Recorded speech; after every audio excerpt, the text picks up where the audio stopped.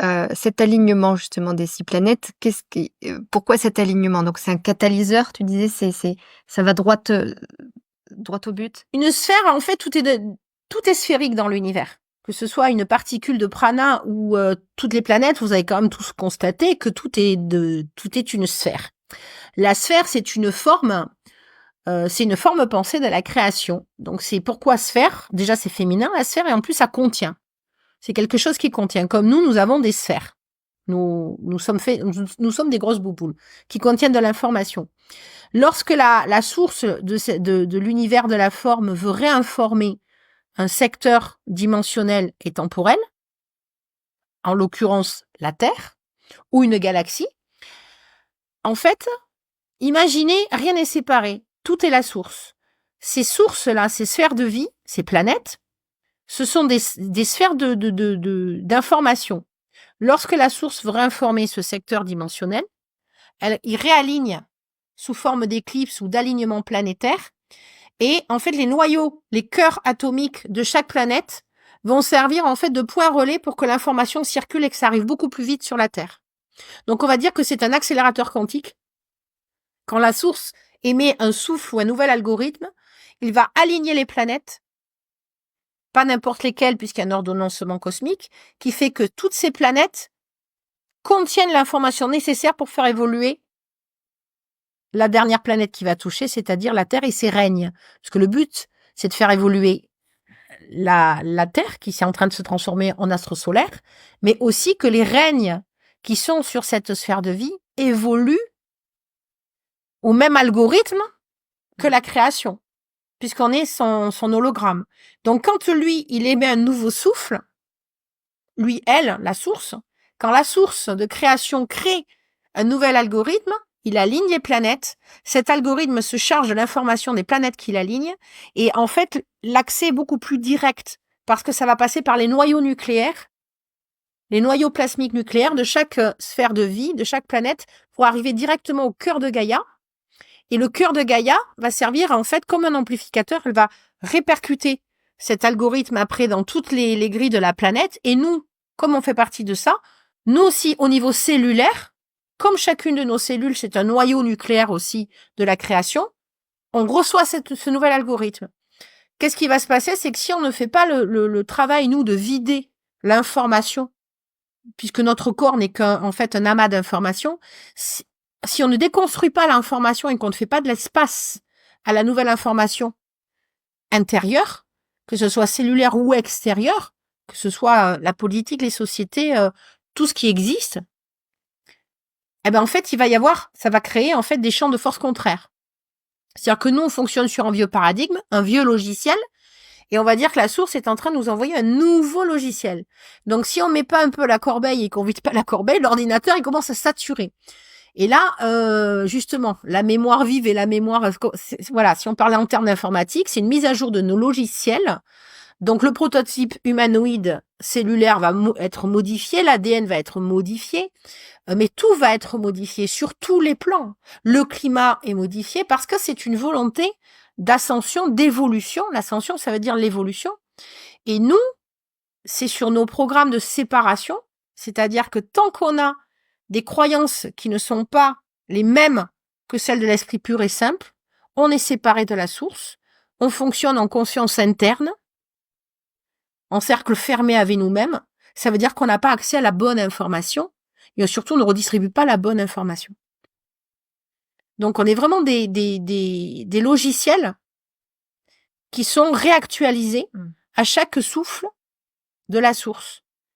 Donc nous, notre travail, c'est de vider nos corbeilles, de faire le travail de remettre de la mémoire vive, justement, pour pouvoir recevoir ces nouveaux encodages et les vivre surtout de manière harmonieuse.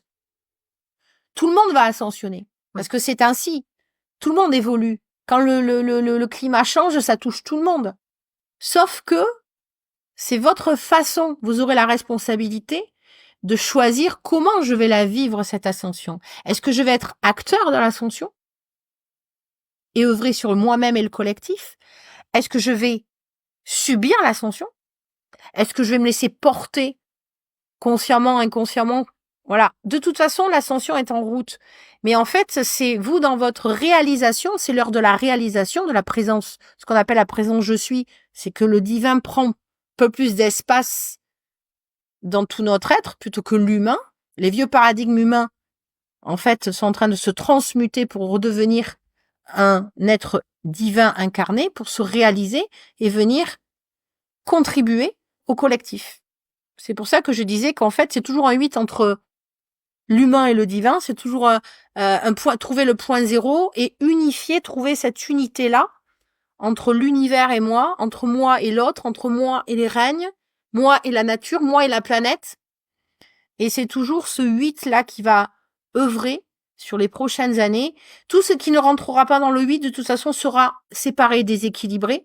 Donc, ça va créer des conflits, des guerres, etc. Non. Donc, voilà ce que j'ai à dire. Donc, travaillez vos géométries sur les prochaines années. Et notamment la grille de l'esprit. Et notamment la grille de l'esprit pour que ce qui est important surtout, c'est que ce qui circule dans votre esprit crée et ce que vous allez avoir dans votre, ce qu'on appelle la grille des potentiels, la grille des miracles, ce qui va vous permettre de vous réaliser. Pour vraiment se réaliser, ça veut dire je vais jouer la feuille de route avec laquelle je suis venue m'incarner.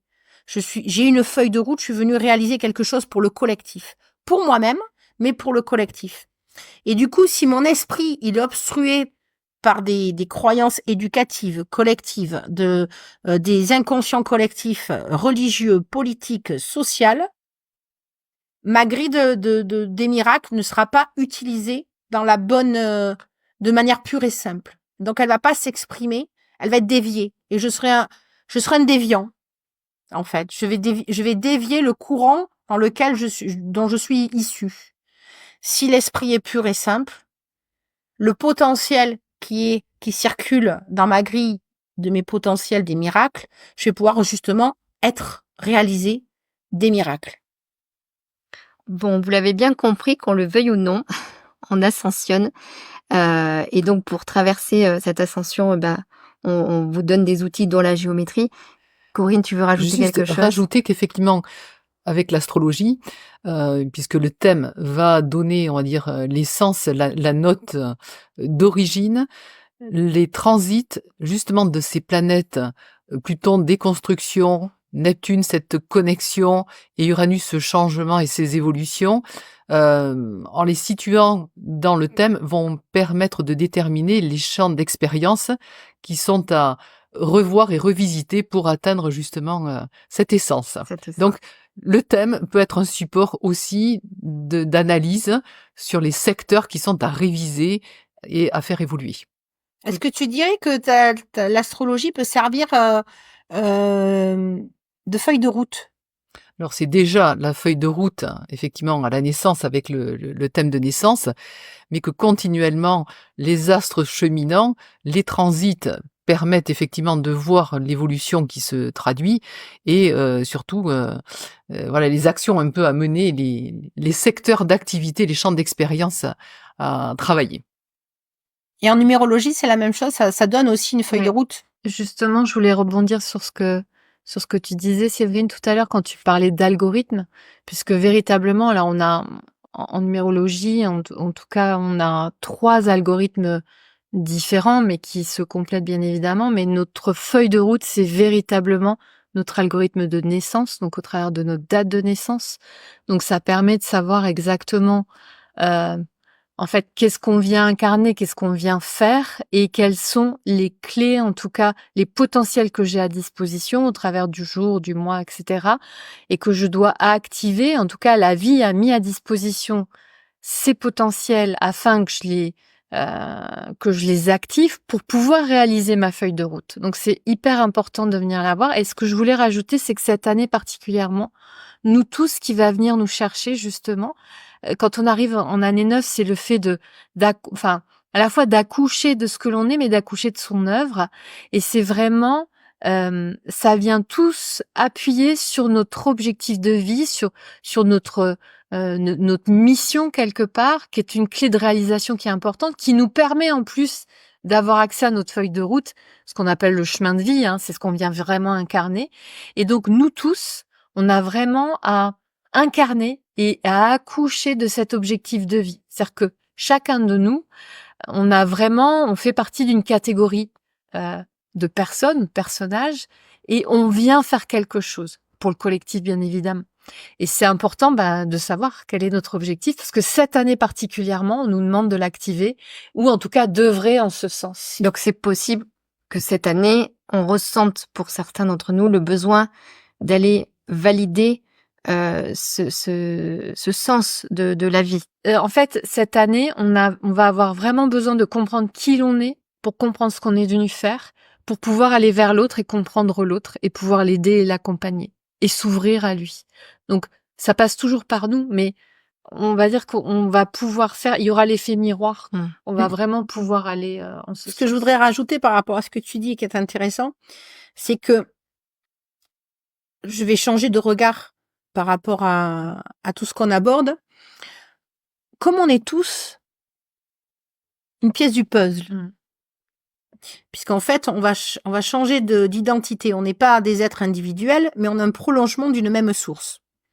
Donc, on est tous une parcelle, on va dire, du même soleil. Dans cet ordonnancement et ce plan, c'est comme si cette année, les pièces du puzzle, au lieu de le voir de manière individuelle, presque ma mission de vie, c'est pas notre mission de vie. C'est qu'en fait, il y a une force en nous, une présence en nous qui va faire que les pièces du puzzle vont s'assembler.